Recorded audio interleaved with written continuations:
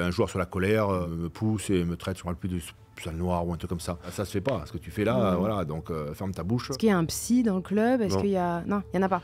Non, il n'y a pas de psy. Si t'es un peu fragile mentalement, tu peux vite t'écrouler. Ouais. C'est quoi la troisième mi-temps? On les fait rire quand on raconte notre troisième mi-temps, ils me disent mais vous étiez des dingues. On n'a pas de faiblesse, même sur le terrain, la santé mentale, la santé physique, tu te faisais plaquer, t'avais mal, tu te relevais. Il y a beaucoup de joueurs qui sont en situation un peu compliquée mentalement. Est-ce que c'était un sujet à ton époque, Émile, la santé mentale des joueurs? Non. Salut à tous et bienvenue dans Flashback, je m'appelle Canel et je suis très contente de vous retrouver pour ce nouvel épisode de ce tout nouveau format. Concrètement, dans Flashback, je vais inviter 2 personnes et vous verrez qu'à chaque fois, ces 2 personnes, elles ont un point commun. Elles ont vécu la même chose, la même expérience, mais à des époques et des âges différents. Cette semaine, je vais rencontrer 2 rugbyman, 2 grands joueurs de l'équipe de France. Un a porté le maillot dans les années 90, l'autre le porte encore aujourd'hui. Ils ont 29 ans d'écart, ils sont père et fils, c'est Émile et Romain Ntamak. C'est quand même fou le cadre qu'on a là pour l'interview, Ouais. faut que je le dise, on y est là, C'est ça. au Stade. On est à la maison là. Exactement, ouais. Pour revenir peut-être à tes débuts, on se remet dans les années 90 et tout ça.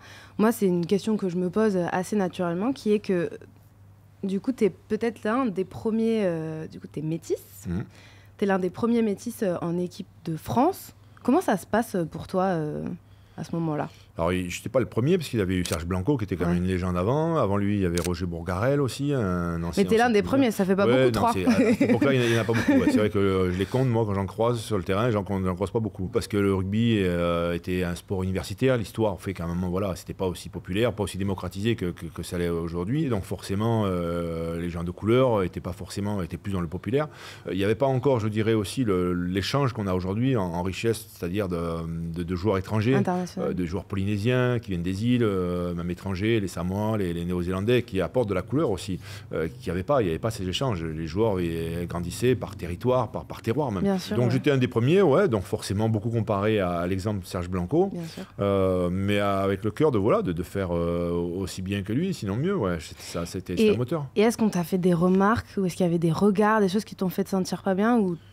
Non, j'ai jamais eu ça. Parce que rapidement, là aussi, j'ai eu la chance d'être plutôt un joueur dominant. Ce qui vient cacher, le fait de dire, voilà, quand tu traverses le terrain, que tu es plutôt en capacité de faire gagner ton équipe. On ne te regarde pas comme un joueur forcément métis, mais un joueur qui appartient au club et on est content de l'avoir. Après, on t'appelait la Panthère Noire. Le retour de la Panthère date de 15 jours. Oui, c'est le surnom qu'on m'a donné après. Mais c'est vrai que ça a caché des choses. Je pense bien que finalement, ça aurait été peut-être moins facile sur le terrain. Forcément, il y aurait eu des railleries. On aurait dit peut-être retourne au foot ou va jouer à autre sport. Au rugby, t'es pas invité. Et toi, Romain, bon, c'est peut-être moins évident parce que je sais pas si les personnes, forcément, t'as pas la couleur de ton père, faut le dire. Est-ce que toi, t'as déjà vécu des choses comme ça ou Non, honnêtement, c'est pas pour dire que le rugby, on y échappe. Bien sûr qu'on n'y échappe pas, il y a toujours des cas particuliers, mais c'est vrai que moi, depuis que j'ai mis les pieds sur un terrain de rugby, j'ai jamais entendu des propos racistes ou quoi que ce soit. J'ai une anecdote par rapport à ça. Ouais, je me rappelle. C'est la seule fois où j'avais entendu un joueur, je sais pas, on marque un essai avec le club et un joueur sur la colère, je sais pas, me pousse et me traite sur un plus de sale noir ou un truc comme ça. Mais finalement. C'est là que je dis qu'on a un sport quand même particulier à ce moment-là, et je me rappelle toujours, c'est que j'ai même pas eu à intervenir où les copains de mon équipe, c'est ses copains à lui qui l'ont attrapé, il dit mais qu'est-ce que tu fais, qu'est-ce que tu dis là, ça va pas, allez replace-toi, on va s'appliquer toi en défense plutôt. Tu vois, ils avaient été repris parce que ça se fait pas, tu vois, ça se fait. Enfin, c'est là que j'ai senti que finalement le rugby, on nous protégeait quand même de ce genre de propos, de discrimination finalement. Ouais. Au sein du groupe, ça va.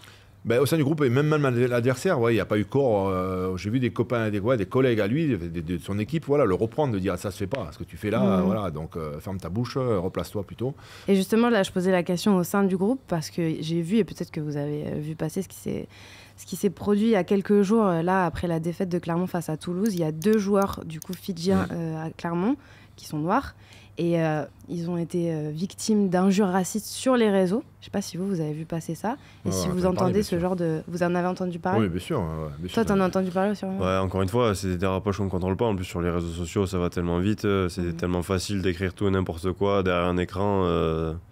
Bien évidemment que s'ils ont la personne en face d'eux, c'est sûr et certain qu'il n'y a pas un seul mot qui sortira, une seule insulte qui sortira envers ce joueur-là. Donc malheureusement, on l'a vu le week-end dernier.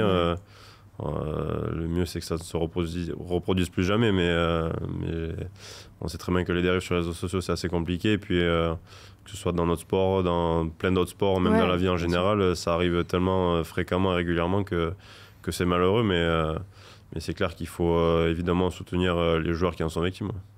Et justement, par rapport aux réseaux sociaux, toi, tu es suivi par près de 500 000 personnes sur les réseaux. Ça, c'est une différence aussi avec ton père à l'époque. Il n'y avait pas cette pression-là. Voilà, il n'y avait pas la pression d'avoir sa vie exposée, d'avoir tous ses faits et gestes épiés, commentés, tout ça. Comment toi, tu le gères, ça ? Faut réussir à faire la part des choses entre les réseaux sociaux. C'est sûr qu'il ne faut pas les mettre de côté parce qu'on sait qu'on est dans un monde aujourd'hui qui fonctionne avec les réseaux sociaux. Donc, il faut s'en servir, il faut bien comprendre comment ça marche aussi, mais il faut aussi faire la part des choses. Faut pas regarder tout ce qui se dit, tous les commentaires. Non, je lis jamais les commentaires. Je regarde pas tout ce qui se dit parce que sinon ça te rend malade, que ce soit encore une fois dans notre sport, mais dans la vie en général. Je pense que si on passe notre temps à regarder tout ce qui se dit sur tout le monde, on n'a plus de vie. Donc, tu te dis, je regarde pas le téléphone après le match parce que... Oui, après un match un peu moyen ou une action un peu moyenne, il y a forcément des commentaires qui sortent. Mais bon, après, ça fait partie du jeu aussi. Il ne faut pas non plus, encore une fois, toujours tout lire. Il faut réussir à avoir le recul, quoi. Ouais. Voilà. Et toi, Émile, à l'époque, c'était comment ? Est-ce que c'était en direct. D'où ça venait ? C'était en direct, c'est-à-dire dans le stade ? Non, dans le stade, pas trop, parce que finalement, il y a quand même de la mesure, parce que là, on parlait de ce qui s'est passé sur les joueurs de Clermont-Ferrand, mais on a vu aussi la levée de bouclier, la Fronde populaire qui a de suite à contester. Aujourd'hui, le problème, c'est que des personnes qui se comportent comme ça sont pas rugby, elles s'éliminent toutes seules, parce que personne ne peut cautionner ça. Les gens à côté, on entendait ça dans les tribunes, quel que soit l'adversaire ou le partenaire. Tout le monde se lèverait pour dire mais ça se fait pas, c'est pas rugby ça, ou alors faut quitter le club, quitter le stade et faire autre chose. Que ce soit sur le terrain, en dehors, au-delà de la victoire, il y a un comportement, c'est aussi des valeurs, ça le rugby, c'est aussi générer ces valeurs de tolérance.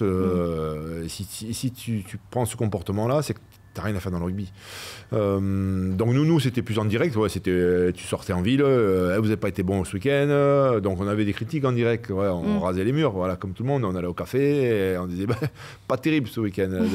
Donc ça nous motivait pour le prochain match. Ça peut t'arriver aussi peut-être en vrai dans Toulouse si tu te balades. Oui, ça peut nous arriver, mais encore une fois, c'est quand même assez rare parce que les gens n'osent pas forcément dire les choses en face. Ils préfèrent prendre le téléphone maintenant. Exactement. Mais alors que voilà, comme il y avait pas de filtre, c'était quand même plus nuancé. On peut entendre des choses, c'est pas comme on le dit, voilà. Est-ce que c'était un sujet à ton époque, Émile, la santé mentale des joueurs ? Non, sincèrement, on ne se posait pas les questions, même on le voyait presque comme une faiblesse, quelqu'un qui avait une fragilité. C'était le côté, à un moment, le rugby, c'est aussi un sport d'homme, un sport de guerrier, un sport on se relève. On n'a pas de faiblesse, on ne le montre pas. Donc, même sur le terrain, la santé mentale, la santé physique, tu te faisais plaquer, tu avais mal, tu te relevais, tu rajoutais pas, tu tournais pas, pour montrer que l'adversaire t'avait eu ce coup-là. Ça se faisait pas. Et toi, Romain, à l'inverse, est-ce qu'il y a un suivi psychologique Justement, tu vois, je trouve que il y a forcément des améliorations par rapport à son époque, mais je trouve quand même qu'il y a pas mal de retard encore à l'allumage parce que il y a beaucoup de joueurs qui sont en situation un peu compliquée mentalement, pas forcément sur les chocs pris pendant les matchs, mais juste des périodes qui traversent compliquées, que ce soit dans la vie privée ou sur le terrain, parce qu'ils ont des périodes où ils jouent pas. Je trouve qu'il n'y a rien qui est mis à disposition pour leur permettre justement d'avoir une épaule sur laquelle s'appuyer, d'avoir quelqu'un avec qui parler, juste pour s'exprimer, quoi. Des fois, c'est pas toujours évident d'aller voir ton coach qui te fait pas jouer depuis 6 mois et pour lui dire que t'es pas bien parce que tu joues pas, mais donc tu dis rien et au final ça te ronge de l'intérieur et tu deviens pas meilleur sur le terrain. Donc je trouve que alors il y a des choses qui sont un peu mieux mises en place qu'avant, mais je trouve quand même qu'il y a beaucoup de progrès à faire là-dessus. Ouais. Entre vous parlez ? Entre eux, oui, mais c'est que ça reste quand même compliqué parce que moi au Stade Toulousain, j'ai la chance de jouer avec mes meilleurs amis, donc on peut se parler de tout et de rien. Mais dans des clubs où on reste quand même des coéquipiers, des collègues, et comme il le disait, on n'avait pas forcément envie non plus de montrer nos faiblesses, qu'on est un peu moins bien en ce moment, donc on dit rien. Donc je pense qu'il faut mettre un coup d'accélérateur là-dessus, que ce soit dans notre sport en général. des clubs le mettent à disposition, d'après ce que j'ai compris en discutant avec d'autres joueurs, mais c'est quand même très peu sur notre championnat. Et en équipe de France, ça commence à l'être mis depuis 2-3 ans, mais ça fait seulement depuis 2-3 ans, quoi. Et toi, Émile, est-ce que tu as eu des coéquipiers à ton époque, du coup, ou même peut-être toi, hein, qui avaient des moments de doute, des moments assez compliqués? Oui, bien sûr, on a vu des collègues un peu dans le dur, tourner en rond parce qu'ils ne jouent pas et pas comprendre. Et puis savoir, après c'est le côté précaire aussi, c'est-à-dire moi je continue, je reste là, je ne suis pas concerné par le projet sportif ou je change de club, mais j'ai pas envie de partir, ça me fait déménager moi, ma famille, ce qu'ils connaissent un peu aujourd'hui certains, ouais, c'est ça. Après il y a toujours des passages aussi, les passages au moment de la blessure, ouais, où tu te blessures, est-ce que je vais revenir à mon niveau, est-ce que je suis bien, et puis ça prend du temps, je pensais revenir mieux, il y a des trucs que j'arrive plus à faire ou pas encore, donc voilà, tu as besoin d'accompagnement pour reprendre un peu confiance en toi, parce qu'il y a eu une grande période d'arrêt. Donc cet accompagnement-là, il n'y en avait pas trop. Il fallait se faire le caractère, quoi. Donc c'était un peu plus aux plus forts, les plus forts survivent. Ceux qui étaient capables de passer outre, revenaient et arrivaient à retrouver leur niveau et retrouver le top. Et certains se sont écroulés, des bons joueurs qui ne comprenaient pas pourquoi sont passés à travers, ont eu des super saisons, puis d'un coup ont disparu. Et finalement, mais ça, c'était mental peut-être parfois. Bien sûr qu'il y a beaucoup de mental là-dessus. Il n'y a quand même pas beaucoup plus de suivi aujourd'hui. Non, il n'y en a pas beaucoup plus. Non. Tout ce qu'on investit pour, on le disait tout à l'heure, les data, les GPS et tout, et toutes les technologies, il y a rien qui est mis en place pour justement se préoccuper un peu de la santé mentale des joueurs. Je trouve qu'il y a quand même beaucoup de retard là-dessus. Toi, il manquerait quoi? Il manquerait peut-être Est-ce qu'il y a un psy dans le club? Est-ce qu'il y a... Non, il n'y en a pas. Non, il n'y a pas de psy, il n'y a pas de préparateur mental, il n'y a pas tout ça. Alors, je pense que c'est pas le plus dur à mettre en place, à mon avis, mais si le joueur ne fait pas la démarche d'aller lui voir un psy de son côté, il n'y a rien qui est mis à disposition, quoi. Donc si tu es un peu fragile mentalement et que tu peux vite t'écrouler. Ouais. Et toi justement, je vais en parler de ta blessure de l'été dernier. Tu venais de gagner le top 14, c'était quelques temps avant la Coupe du Monde. C'est un cataclysme qui s'est produit sur la pelouse de Geoffroy Guichard ce samedi, la sortie sur blessure de Romain Ntamak. Comment ça s'est passé toi à cette période-là justement? Forcément c'était compliqué parce que je ratais la Coupe du Monde. J'avais fait tellement d'efforts pour en arriver là que voir mon rêve partir en fumée un mois avant de jouer la compétition, c'était pas évident, mais je me suis vite blindé et j'ai pas eu besoin de faire appel à un préparateur mental ou un psychologue parce que j'en ai pas ressenti le besoin. J'ai réussi à faire aussi mon introspection à moi. J'ai réussi aussi grâce à mon entourage aussi, mes amis, ma famille. Donc c'est vrai qu'à part ça, je l'ai quand même bien vécu. Et toi, Émile, quand Romain il se blesse, comment tu le vis? J'aurais bien eu besoin d'un préparateur mental, moi. Ouais. Ah ouais? Ouais, c'est dur parce que c'est le rêve à travers les enfants. Enfin, c'est leur rêve, c'est son rêve qui s'envole. Et forcément, je pense qu'on a été affecté presque plus que lui. Hein. Lui, il a réussi à basculer, même si ça a été dur. Mais nous, on est là, on est impuissants, puis on se sent tellement démunis de pouvoir faire quelque chose. Mais tu dis que tu aurais eu besoin de préparation mentale, de soutien. Tu t'as pas essayé, justement? Non, parce que moi, personnellement, ça va pas affecter mes performances. Moi, mais ton mental aussi, en fait. Mais le mental, encore une fois, c'est de digérer ça, l'amertume un petit peu qu'on peut avoir, la frustration, voilà, et puis se dire, voilà, c'est comme ça, c'est la fatalité. Mais notre rôle aussi, c'est aussi de pouvoir soutenir, de montrer qu'on va être fort et qu'on doit être fort aussi pour lui. Lui, il est fort, mais il faut qu'on montre qu'on l'accompagne là-dessus aussi. Et justement, en parlant des blessures, il y a quelque chose qui est assez connu, mais vous allez me dire si je me trompe, mais que la pratique du rugby, elle a quand même évolué, qu'elle est plus violente. Il y a eu, je m'étais noté quand même qu'en 2018, il y a 3 jeunes qui sont morts à la suite d'un plaquage. Le rugby est de nouveau frappé par un accident tragique, avec le décès mercredi soir de Nicolas Chauvin, 3e victime de ce sport depuis mai dernier. Comment on le vit en tant que père quand on voit que son sport devient plus violent, qu'on a ses 2 enfants, qu'on a son fils qui fait du rugby? On n'a pas peur? On a toujours peur pour nos enfants, quelle que soit la pratique qu'ils fassent. Il faudrait du cheval, une chute, on voit des accidents, hein, de la course automobile, du ski. On voit que voilà, le ski c'est bien, c'est safe, mais on voit qu'il y a des accidents mortels aussi. Donc il n'y a aucune forme de protection absolue. Il y a simplement être conscient que finalement que notre sport, tout est fait, je dirais, pour les protéger. Voilà. Aujourd'hui, alors chez les jeunes, ça reste un accident. Si c'est malheureux, s'il y a un accident qui a entraîné la mort de jeunes, mais je sais que les règles chez les jeunes, elles sont très strictes. Je veux dire, le plaquage est rabaissé, la ceinture. C'est quoi quelque chose que, par exemple, vous pouvez faire à ton époque que toi, Romain, tu pourrais plus du tout faire? Même chez les amateurs, ça a changé. Bien sûr, surtout le rugby est complètement différent. Ce qu'on pouvait faire, mais nous, le plaquage, retourner quelqu'un, le faire tomber sur la tête, à la limite, tous les copains venaient te taper dans le dos et te féliciter. Bravo, moi, je me rappelle d'actions où je vois, où je me dis, mais finalement, tu aurais pu paralyser les joueurs. Je veux dire, tu ne peux pas tomber aujourd'hui au rugby et prendre un coup de pied ou que 15 mecs te marchent dessus, sur la tête. Chose qui était possible avant, tu dis, donc. Oui, malheureusement. Parce qu'il y avait moins de règles. Parce que les règles étaient différentes, parce qu'elles étaient moins regardées, parce que ça passait moins à la télévision, parce qu'il n'y avait pas les caméras, comme il y a les caméras avec les loups partout qui permettent de voir le jeu déloyal. Aujourd'hui, le jeu déloyal, je donne un coup de poing à un joueur, même pas fort, tu prends un carton rouge. Avant, les mecs s'empoignaient. Donc aujourd'hui, ça se chamaille, ça s'attrape, mais il se passe rien. Et tu peux être tranquille, tu dis, je suis pas inquiet, il va rien se passer. Ça va pas partir en pugilat. Est-ce que vous avez là tout de suite, peut-être même vous en avez déjà parlé entre vous, des différences majeures de ce qu'est le rugby maintenant entre du coup ta pratique à toi, Romain? Le rugby au début, c'est un jeu, c'est un amusement, ça reste, c'est un hobby, c'est pas un métier pour nous. On fait nos études à côté, certains beaucoup travaillent déjà. Toi, tu continues à côté d'avoir des études, un boulot. Ouais, parce que c'était pas un métier, c'est-à-dire qu'on en vivait pas, même si on avait un petit peu d'argent par-ci par-là, c'était pas quelque chose qui était contractualisé, qui nous garantissait de pouvoir s'inscrire dans un projet de vie. Et tu faisais quoi à côté du coup? Moi, je suis prof de gym. Moi, j'ai fait mes études de prof de gym. Bon, Ah oui, ta maman aussi, elle est prof de sport, c'est ça, okay. Complètement.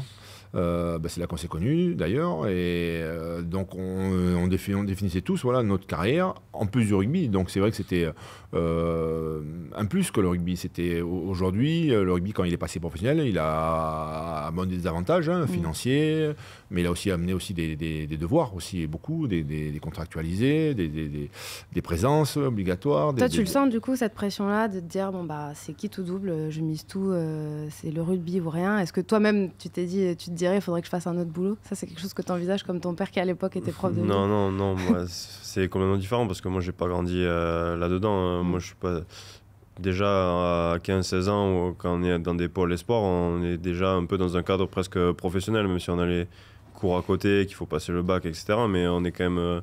On a les entraînements tous les jours, on fait de la musculation tous les jours, on est suivi.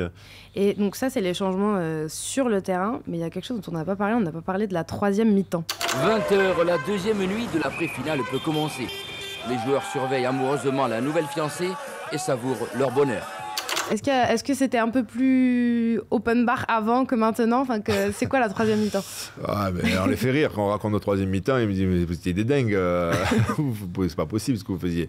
J'ai dit mais on n'avait pas ces obligations que vous avez. Le lendemain, on ne devait pas se pointer le dimanche matin, on jouait le samedi soir, on n'était pas obligé de pointer le lendemain à 8h pour faire les massages, pour faire de la récupération. Certains ils disparaissaient, on les voyait 3 jours après. Donc forcément, à notre époque, il y avait des exagérations, il y avait...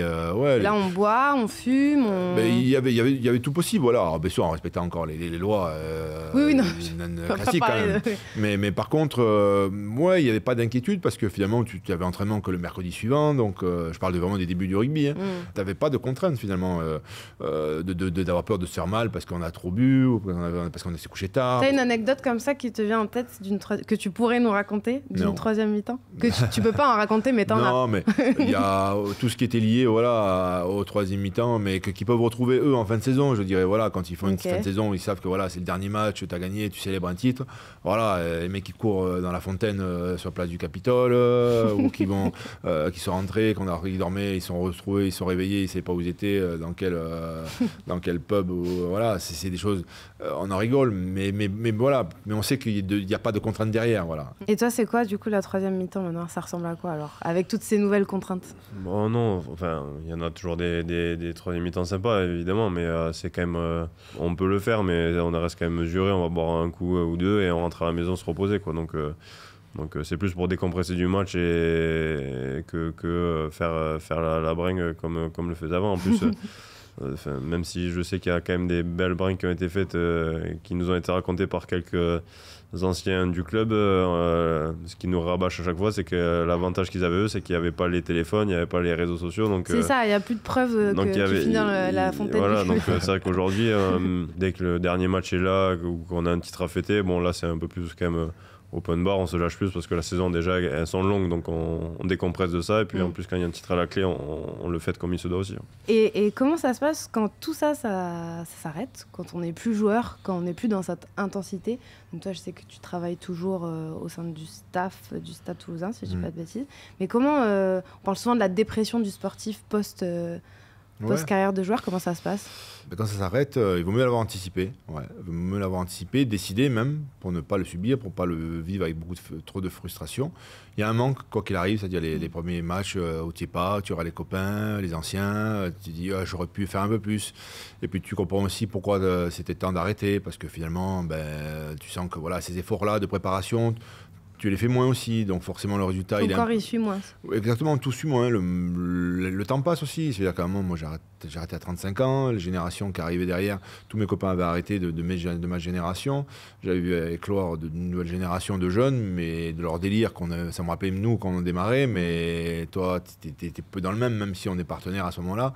Bon, là, j'ai fait le tour. Voilà, j'ai fait le tour, j'ai eu la chance de me régaler, de vivre plein de bonnes choses et plutôt belles. J'ai pas envie de mal finir non plus, j'ai pas envie d'être même ridiculisé sur le terrain, de plus pouvoir être battu Bien sûr, ouais. Faut savoir s'arrêter au bon moment, quoi. Ouais, tu bascules sur autre chose. Voilà, moi j'ai pu m'entraîner des plus jeunes, des espoirs, ce qu'on appelle. Voilà, la transmission a été un moteur fort, moi, de dire tiens, l'idée peut-être maintenant c'est de faire profiter au plus grand nombre, aux plus jeunes, ce que j'ai eu la chance de vivre. Donc comment on peut les aider, les accompagner à éviter certains pièges, et puis aussi de comprendre que c'est possible. Ce qu'on a fait, nous, il n'y a rien d'extraordinaire, hein, et c'est dans l'ordre des choses, tout simplement. Je crois qu'on y croit toujours, autrement c'est pas la peine d'entrer sur le terrain. Il est hyper inspirant, hein, ton père. Hyper inspirant. Et est-ce que toi, ça te fait peur, la fin du rugby? Pour l'instant, non. J'ai quand même une bonne partie encore à faire. Ça fait 7 ans maintenant que je joue en professionnel. Il me reste quand même un peu plus qu'une bonne moitié. Donc non, honnêtement, pour l'instant, je sais pas quelque chose à laquelle je pense, mais c'est vrai que là, avec la blessure que j'ai eue et les longs mois sur le côté, c'est vrai que je sens que le rugby me manque beaucoup. Donc le moment où je devrais arrêter ma carrière, sûrement que ce manque-là sera évidemment présent. Mais c'est vrai que c'est peut-être différent de toi, ça, Émile. C'est que, en fait, toi, puisque tu y es depuis que tu es petit, tu sais pas ce que c'est la vie sans le rugby, la vie sans cet accompagnement. Non. Il y a quand même ce truc-là de... Comme je t'ai dit, depuis l'âge de 15 ans, moi, j'ai tout qui est programmé. J'étais au lycée, mais j'avais mes entraînements au Pôle Espoir, donc j'avais mes musculations qui étaient programmées à telle heure, mes entraînements. Donc c'est vrai que depuis l'âge de 14-15 ans, que je suis un peu dans l'engrenage, j'ai vraiment la tête dans le guidon, donc je sais pas trop ce que c'est la vie sans le rugby et sans des plannings toutes les semaines. Je vois que le soleil commence à se coucher. Les personnes qui écouteront en podcast cette vidéo verront pas le super sunset qu'on a là. Pour terminer, je voulais vous parler d'une photo que vous avez recréée. Donc, en 2003, toi, Émile, tu es vainqueur de la Coupe d'Europe. Tu as Romain sur les épaules. Et toi, plus récemment, pour ta première Coupe d'Europe, tu as pris ton père sur tes épaules. Comment on gère le fait que, ça y est, toi, tu es en train de grandir dans ce sport, tu es en train de créer ta propre histoire. On n'a pas peur d'effacer la légende de son père quand on atteint autant de palmarès, quand on récolte autant de victoires? Non, le but c'est d'essayer d'atteindre tout ça, même de dépasser. Des fois en rigolant, on se met des petits challenges. Ah ouais? J'essaie dès que j'ai une sélection en plus en équipe de France, je lui dis que je me rapproche un peu plus de son nombre de sélections. Ah, il y a quand même un petit... Mais on le fait toujours en rigolant, c'est toujours bienveillant, mais voilà, je crois que tu as dit qu'il avait 6 boucliers, moi j'en ai 3, j'ai une Coupe d'Europe, moi j'ai encore un peu de marge pour l'atteindre, mais bon c'est rigolo, et c'est vrai que la photo qu'on a fait, c'était juste après la finale, je crois qu'on m'a dit qu'on était le premier duo père-fils à gagner la Coupe d'Europe. Donc dans ma tête ça a fait tilt, j'ai dit en rentrant on fait la photo comme toi tu m'avais pris sur tes épaules en 2003, donc ouais c'était un petit... Mais elle fait la surprise, je ne savais pas. Il a perdu au change aussi, parce que moi, en 2003, quand je l'ai porté, bon, il devait faire 15 kilos, ça va. La photo, on l'a vite fait, 10 secondes. Quand il m'a porté en 2021, ouais, bon, je pesais quand même un quintal presque. Hein, donc, bon, après, il est préparé. C'est l'avantage d'être préparé depuis 15 ans, il n'a même pas senti. Mais c'était rigolo, ouais, ça m'a beaucoup ému, cette photo. Ouais. C'était chouette, mais encore une fois, je parlais souvent de l'ordre des choses. Voilà, donc, le challenge entre nous, il n'y en a pas. Le challenge, moi j'ai fait. Toi, tu le souhaites qu'il. Mais bien sûr, du fond du cœur, que pour lui, que pour Théo, mais parce que c'est avec ça qu'on les a préparés, de ne pas s'arrêter à croire qu'il y avait des limites. Il y a pas, et j'espère qu'il en fera bien plus. Aujourd'hui, d'ailleurs, moi, ça me fait plaisir. Tous les gens, des fois, qui me croisent, ils me disent t'es le papa de Romain, t'es le papa de Théo. Ouais, j'allais demander ça. C'est que maintenant, mais... le nom Ntamak continue via Romain, et maintenant, Ntamak, dans la tête de la jeune génération, c'est Romain. Mais exactement, finalement. Mais ça me fait tellement plaisir, moi. Combien de fois j'ai entendu t'es le fils d'Émile quand il était petit, ouais, tu es pas dans mon fils, aujourd'hui, t'es le papa de Romain, le papa de Théo. Mais c'est tant mieux, ça me fait rire. Et c'est parce que c'est dans l'ordre des choses, tout simplement. Et c'est tant mieux, ouais, c'est que du bonheur, ça. Et Romain, dans ton livre, tu parles de dynastie Ntamak. J'ai vu sur tes réseaux que toi, tu vas être papa bientôt. Est-ce que là, la famille Ntamak se dit ce serait bien quand même que le petit Ntamak ou la petite Ntamak fasse du rugby? Non, j'en suis encore un peu loin, mais non, comme nos parents ont fait avec nous, non, il n'y aura pas d'obligation. Pas de pression. Non, pas de pression, pas d'obligation, non. Il ou elle fera du rugby. Voilà. Et le rugby, c'est dans le sang. C'est écrit sur le livre, le rugby, c'est dans le sang. On va lui acheter le bouquin, on va lui lire rapidement, qu'il comprenne un peu. On ne contrôle pas, mais moi j'avais les ballons de rugby partout dans le jardin, donc peut-être que ça m'a influencé. Vu que j'en ai quelques-uns aussi à la maison, peut-être que ça peut aussi influencer les choix qu'il ou elle fera. Eh ben, on verra ça. C'est tout vu. C'est tout vu. C'est tout vu. À suivre. Il fera autre chose, mais il fera du rugby quoi qu'il arrive. En tout cas, c'est le grand-père qui le dit. Hein. Y a pas, la pression, elle est là. Non, je plaisante, bien sûr. Ce qu'on veut, c'est qu'il soit épanoui. Après, si on travaille en champ, on partage la même passion, c'est génial, mais nous, ça nous fera découvrir autre chose. Et ce qu'on veut, encore une fois, c'est de voir le sourire de nos enfants. Donc, bien sûr. Quoi qu'il fasse, on sera à fond derrière. Voilà, c'est la fin de cet épisode. J'espère que vous avez aimé cette vidéo. N'hésitez pas à liker, à vous abonner, à nous dire en commentaire ce que cette discussion vous a inspiré. Cette vidéo, elle est donc aussi disponible en format podcast sur toutes les plateformes. Et moi, je vous dis à très bientôt pour un nouvel épisode de Flashback avec de nouveaux invités. J'espère que vous avez passé un bon moment. Très bien. Bon, ouais, super. Merci beaucoup. Merci. Avec grand plaisir. Salut à tous. Merci beaucoup, c'était super. Merci. Voilà. Est-ce qu'on peut faire une petite photo? Oui, je...